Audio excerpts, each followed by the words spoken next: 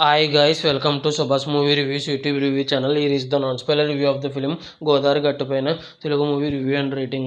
Acted by Sumant Prabhas, Jagapati Babu and Laila and other actors etc.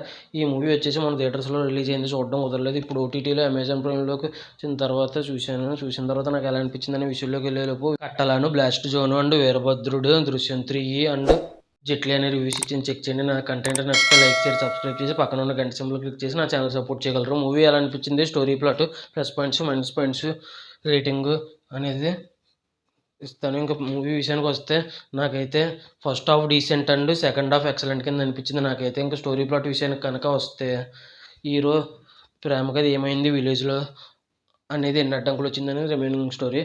ఇంకా plus points విషయానికి కనుక వస్తే సుమంత్ ప్రభాస్ గారిది మేము ఫేమస్ మూవీలో యాక్టింగ్ బాగుంది, కానీ ఆ మూవీ యావరేజ్ అనిపించింది. కానీ ఇందులో యాక్టింగ్ బాగుంది, సినిమా కూడా బాగుంది, యాక్టింగ్ బాగా చేశారు. ఇంకా నిధి ప్రదీప్ అనే హీరోయిన్ కూడా యాక్టింగ్ చాలా బాగా చేశారు.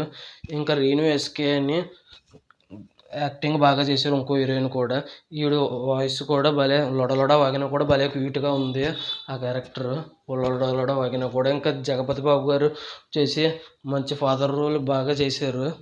కూతురు మీద ప్రేమ నిజంగా ఎలాగ ఉంటుందేమో తండ్రులకి, కూతురు ఉంటే అన్నంత బాగా చేశారు. ఇంకా లైలా గారు ఉన్నది తక్కువసేపు అయినా ఆవిడ కూడా పాత్ర పరిధి మీద బాగా చేశారు. ఇంకా సుదర్శన్ గారు అండ్ కసిరెడ్డి గారు యాక్టర్స్ కూడా బాగా చేశారు. ఇంకా మ్యూజిక్ డైరెక్టర్ విషయానికి కనుక వస్తే నాగవంశీ కృష్ణ ఇతని పేరు. ఇతను చాలా అంటే చాలా మ్యూజిక్ చాలా అద్భుతంగా కొట్టారు.